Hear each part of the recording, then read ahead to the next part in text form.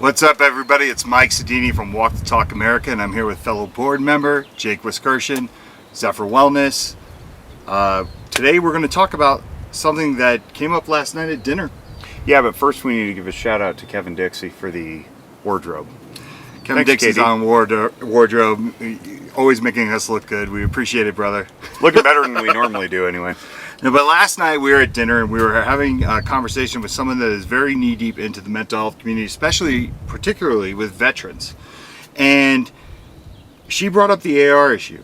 And we both were explaining to her that mechanically they're the same as a semi-automatic handgun. And we actually went to show her pictures, and she literally, even though she was looking at the pictures, was admitting that's way scarier than that. Right. So I think we need to break down the difference for anybody that's like me, who is the ungun gun guy who came into the industry and didn't know really the difference between these things, didn't understand why these laws are silly, and learned them through being around people and slowly picking up on the knowledge. But the thing is, the main thing that we need to talk about is for the 5-year-old, right? Explain to me like a 5-year-old.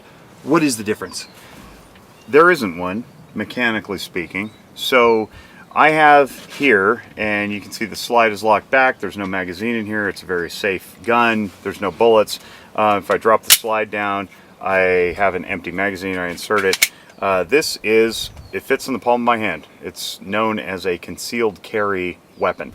So this little Glock 43, it holds a 6-round magazine. If you have one in the chamber, that's 7.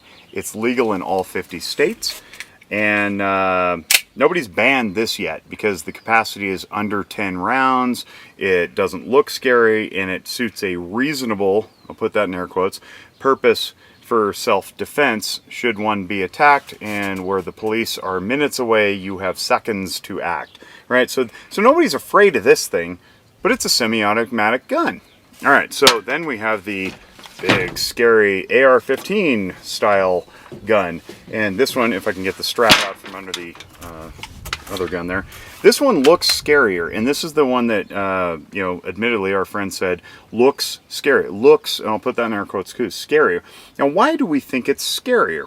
Other than, well, we've seen it in movies, and something that looks like this, typically, if you pull the trigger, it shoots many rounds automatically. And there's a big difference between automatic and semi-automatic. And automatic weapons have not been allowed since 1994 in this country. Right. So I'll show you that the bolt is open. There's no bullet in here. There's no magazine in here. I do have a magazine right here. It is full of bullets, and I wanted to show you this because there's a purpose to that later. But I'm going to set that down, and I'm going to close the bolt like that. And now we go, ooh, it's chilling because we closed the bolt, and it represents something of a danger. Well, if I pull the trigger, I'm only going to shoot 1 round at a time, just the same as if I pulled the trigger on this thing, 1 round at a time. I can't hold the trigger back and fire multiple rounds at a time. That's the difference between automatic and semi-automatic. Now, I want to explain what's going on with this thing. So I happen to have built this thing myself. It came in a kit. It was all broken apart. There was all these pieces, and I had to have an armorer tell me how to put things together, and we dropped them in with little tweezers and so forth, and we built this many, many years ago. And it's pretty basic, except for this fancy stuff on top here. There's a scope for if you want to shoot long distances, for hunting, for example, or if you want to do long distance competition. There's a green laser mount right here. If I click that button, there's a green laser that comes out. That's for close quarters combat or defensive purposes. And people go, well, why would you ever need that for defense? Well, the simple fact is there's 30 rounds in this magazine. And if somebody breaks into your home, or multiple somebodies break into your home, you'd like to have as many rounds as possible to defend yourself, I would assume, and that's what I do assume. And then on top here is something called a red dot optic, and that's a floating optic that doesn't really do well on camera, but if I click a button, it presents a holographic projected optic where I can just put that thing on the target and it sends the round where I want it to go.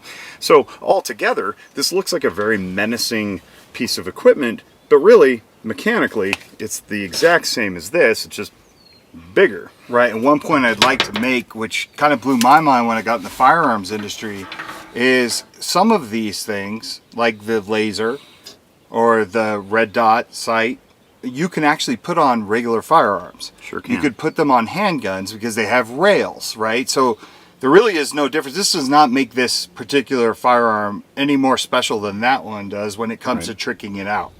You had an interaction with somebody recently who said that he had a certain proficiency with a one weapon or the other. Tell that story if you would. Yeah, it's kind of interesting because I was on a podcast that was geared more towards mental health, and we were talking about the difference between the AR and this regular semi-automatic pistol. And I guess for his listeners, he was trying to connect with them in a way where he became kind of an expert, and he put himself on the same level as me, which was fine though, because it was right after a mass shooting and everybody's emotional, and it really isn't my job to like have that gotcha moment when I'm invited on a show.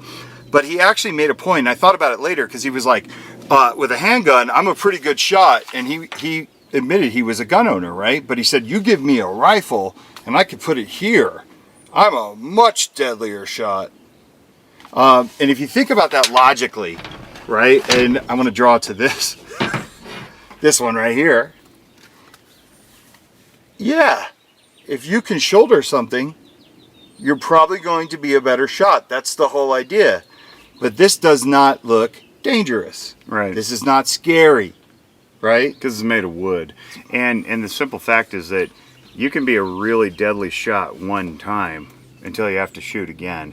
And people who practice with a handgun, and I compete in a local league here called the Reno Indoor Pistol League, drop in from time to time, and I'm pretty terrible at it, but I compete to better myself and put lead on target.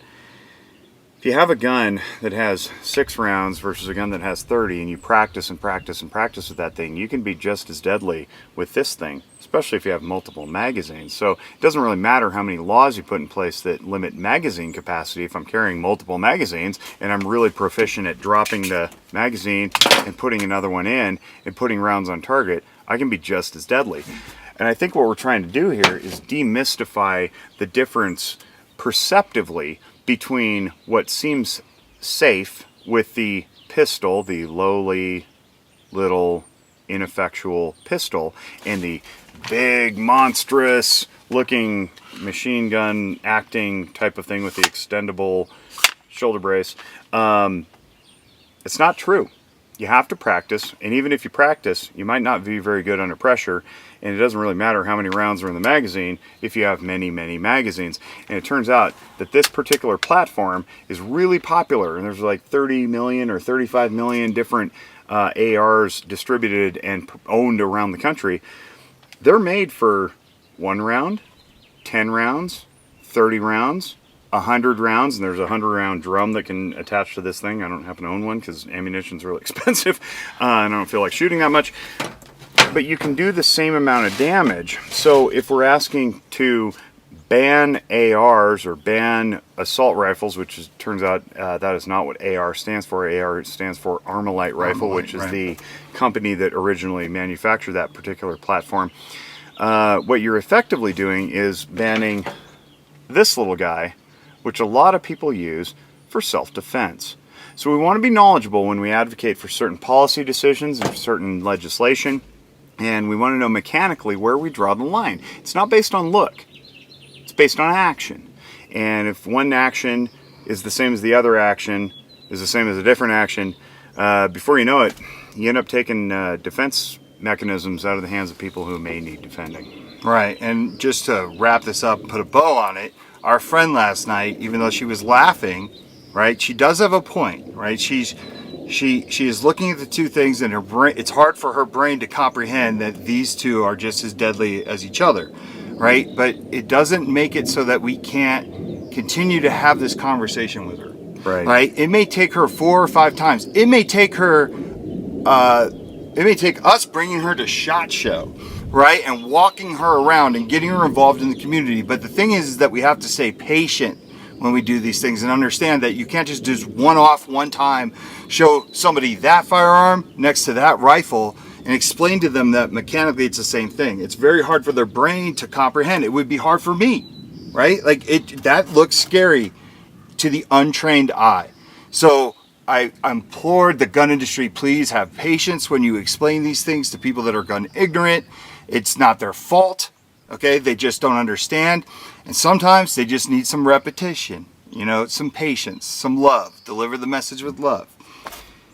One more thing before we close. You made a point earlier off camera about technology and how this particular hunting rifle, which happens to be a 30-06, was handed down to me through my dad, has a bolt action. Okay, this is not a semi-automatic because every time it fires, I have to reload another round, pull the trigger, reload another round, pull the trigger. We've advanced in our technology, and we need to embrace that. Explain that a little bit. Well, to me, we advance in our technology in every way possible with every other product, right? Phones, TVs, stereos, everything, cars, right? This is an advancement in technology, right? You had a average hunting rifle that has now become this. It still doesn't make it fully automatic. It's still not the exact same firearm. And people do hunt with this, by the way. Right. It's still not the exact same that you saw Rambo carrying, the same firearm that Rambo carried, right? But there has been advancements. So people at home that are gun ignorant, yes, you're not crazy, okay? There are some advancements on this firearm that makes it more efficient, right? But we're not, when you talk about the mechanics of it, we're not making this massive leap to something completely different as we would if it were fully automatic. Okay, that's what you see in the movies. That's what you see with Rambo. But that's where the issue lies with the AR versus the regular hunting rifle. And it took me a long time to understand it. And I was in the industry, right? Because no one ever educated me like that. I just saw it when I was at gun shows because my business was particularly dominant handguns, right? That's what we sold. We didn't sell rifles. So it's easy to understand how people can be confused. Yep, absolutely. So if you have questions, we invite you, as always, email us, info@wtta.org, and we'll be happy to answer your questions. We'll be happy to dialogue with you. We'd love to come on other podcasts if you have them. We'd love to have you on our podcast if you are knowledgeable in an area of mental health or firearms or both. Please reach out to us. We know that we don't know everything. All we're trying to do is present new information so that people are less likely to be reflexive in their response when topics broach their consciousness and draw certain conclusions that may not be true. Thanks as always for listening. We appreciate you following the channel. Please subscribe if you like, or share this with other people, or do both. And thanks again to Kevin Dixie for the attire.